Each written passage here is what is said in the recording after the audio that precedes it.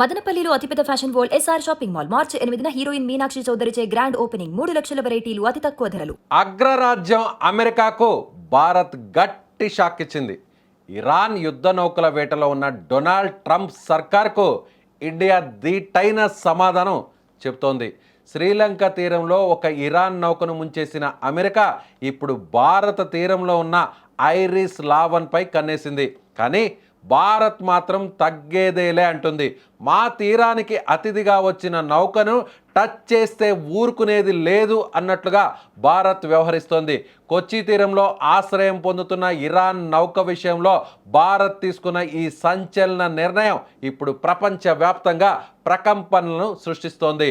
సరిగ్గా 3 రోజుల క్రిందట శ్రీలంక తీరంలో ఇరాన్ యుద్ధ నౌక ఐరిస్ డేనాను అమెరికా క్షిపణులతో ధ్వంసం చేయడం సంచలనం సృష్టించింది. ఆ దాడి వెనుక ట్రంప్ సర్కార్ పక్కా వ్యూహం ఉంది. అయితే అదే సమయంలో మరో ఇరాన్ యుద్ధ నౌక ఐరిస్ లావన్ భారత్ తీరానికి చేరుకోవడం ఇప్పుడు చర్చనీయాంశంగా మారిపోయింది. సాంకేతిక కారణాలతో కొచ్చి తీరంలో ఆశ్రయం కోరిన ఇరాన్ నౌకకు భారత్ తలుపులు తెరిచింది. కానీ ఇక్కడే అసలు ట్విస్ట్ మొదలైంది. ఒకవైపు అమెరికా ఇరాన్ నౌకలను వేటాడుతుంటే భారత్ మాత్రం తన తీరంలో ఇరాన్ నౌకకు రక్షణ కల్పించడం ట్రంప్కు మింగుడు పడడం లేదు. అయితే భారత్ మాత్రం చాలా స్పష్టంగా ఉంది.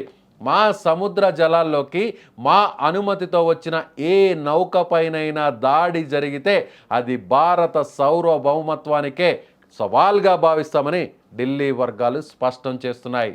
డొనాల్డ్ ట్రంప్ దూకుడుకు అడ్డుకట్ట వేస్తూ భారత్ ఈ నౌకకు అందులోని 183 మంది సిబ్బందికి అభయహస్తం ఇచ్చింది. ఇది కేవలం మానవీయ సాయం మాత్రమే కాదు, భారత్ తన సొంత నిర్ణయాలను ఎవరి ఒత్తిడికి లొంగకుండా తీసుకుంటుందని ప్రపంచానికి చాటి చెప్పింది.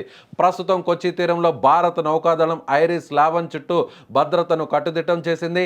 మిత్ర దేశాల మధ్య యుద్ధం నడుస్తున్నా అతిథి మర్యాదలకు భంగం కలగకుండా భారత్ వ్యవహరిస్తున్న తీరు ఆసక్తిగా మారింది.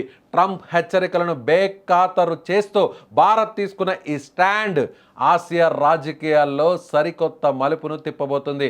సముద్రంలో సమరానికి సై అంటున్న ట్రంప్ భారత్ రక్షణ కవచాన్ని దాటి ఇరాన్ నౌకని ఏం చేయగలడు అన్నది ఇప్పుడు $1 మిలియన్ ప్రశ్నగా మారింది.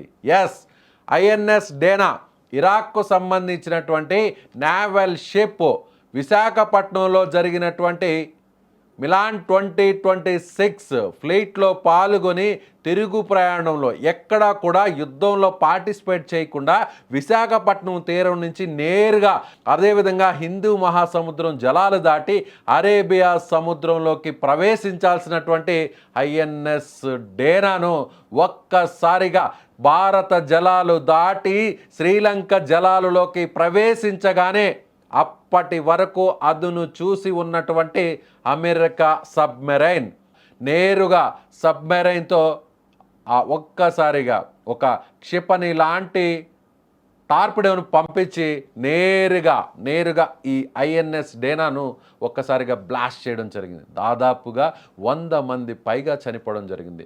30 మంది, అందులో 180 మంది ప్రయాణిస్తుంటే అందులో మిగిలినటువంటి వారందరినీ కూడా ప్రాణాలతో రక్షించడానికి సమీపంలో ఉన్నటువంటి శ్రీలంక తీరానికి సంబంధించినటువంటి కోస్ట్ గార్డుకు సంబంధించిన సిబ్బంది, ఇతర నావల్ స్టాఫ్ వాళ్ళందరినీ ఇమీడియట్గా రెస్క్యూ చేసి హాస్పిటల్లో ఇప్పుడు ప్రజెంట్ వాళ్ళకి ట్రీట్మెంట్ అందిస్తున్నారు. శ్రీలంక జలాల్లో ఉన్నప్పుడు అమెరికా ఇరాన్ షిప్ను కొట్టడం వేరు. ప్రస్తుతం ఇండియా సముద్ర జలాల్లో శరణు కోసం సాంకేతిక సమస్యతో వచ్చి ఆపన్న హస్తం కోసం వచ్చినటువంటి ఇప్పుడు ఇరాన్కు సంబంధించినటువంటి ఐఎన్ఎస్కి సంబంధించిన 11 అనేటువంటి ఇంకొక వార్షిప్ మీద కానీ అమెరికా కన్నేసిన ఏమాత్రం దానికి హాని కలిగించాలనేటువంటి ప్రయత్నం చేసినా కూడా ఇది శ్రీలంక కాదు, ఇండియాకు సంబంధించిన జలాలలోకి ఏ దేశానికి సంబంధించినటువంటి క్షిపణి అయినా దాడి అయినా జరిగితే అది తమ దేశం మీదే జరిగినట్లుగా ఎవరైనా భావిస్తారు. సో చాలా స్పష్టంగా చెప్పడం జరిగింది.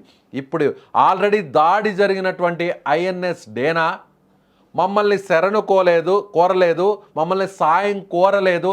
నిజంగా తమను సాయం కోరి ఉంటే మా వంతు సహాయం అందించి దానికి ఆశ్రయం కల్పించేవాళ్ళం, భారత జలాల్లోనే సేఫ్గా ఉంచేవాళ్ళం అనేటువంటి విషయాన్ని కూడా భారతదేశానికి సంబంధించినటువంటి అధికార వర్గాలు కూడా చెప్పకనే చెబుతున్నాయి. జరగాల్సింది జరిగిపోయింది.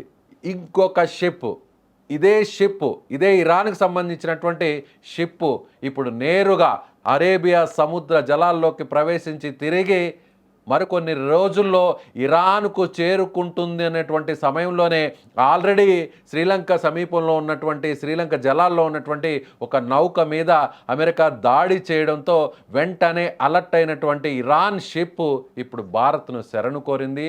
టెక్నికల్గా ప్రాబ్లం వచ్చింది, మా షిప్ ఇమీడియట్గా మీ తీరానికి వస్తాం, మాకు రక్షణ కల్పించండి అని శరణు కోరడంతో ఎస్, ఇరాను ఇజ్రాయిల్ ఈ రెండు దేశాలు మనకి మిత్ర దేశాలు కాబట్టి, యుద్ధానితో తమకు సంబంధం లేదు కాబట్టి తమను శరణు కోరి వచ్చినటువంటి వీరికి ఆశ్రయం కల్పించి ఈ ఇరాన్కి సంబంధించినటువంటి షిప్ చుట్టూ రక్షణ వలయంలా మన naval officers and Coast guards ఇతర సిబ్బంది అంతా కూడా అక్కడ రక్షణ ఇస్తున్నటువంటి పరిస్థితి. శ్రీలంక తీరంలో ఉన్నటువంటి షిప్ మీద దాడి చేయడం కాదు, ఇరాన్ షిప్ మీద దాడి చేయడం కాదు, ఇప్పుడు భారత సముద్ర జలాల్లో సేఫ్గా ఉన్నటువంటి ఈ షిప్ని టచ్ చేస్తే ఇండియా పవర్ ఏంటో చూస్తావు అన్నట్టుగా చెప్పకనే చెప్తోంది ఇండియా పవర్ ఏంటో చెప్పకనే ప్రపంచ దేశాలకు చెప్పింది.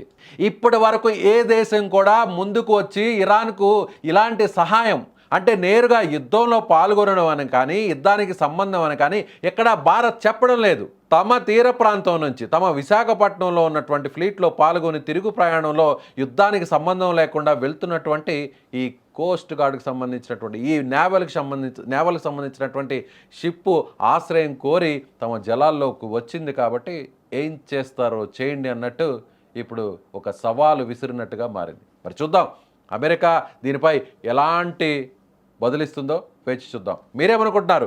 ఇండియా తీసుకున్నటువంటి ఈ డెసిషన్పై మీ అభిప్రాయాన్ని కామెంట్ రూపంలో తెలియచేయండి.